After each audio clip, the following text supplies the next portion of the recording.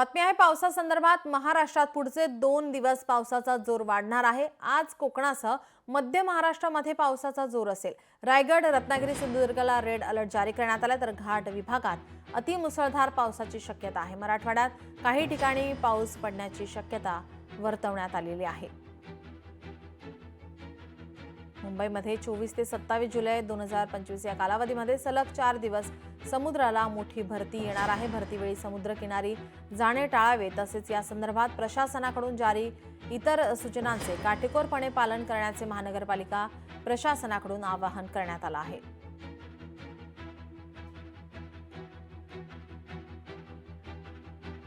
आज कोकणासह मध्य महाराष्ट्रात पावसाचा जोर आहे। रायगड, रत्नागिरी, सिंधुदुर्गला रेड अलर्ट जारी करण्यात आलेला आहे। घाट विभागात अतिमुसळधार पावसाची शक्यता वर्तवण्यात आली आहे।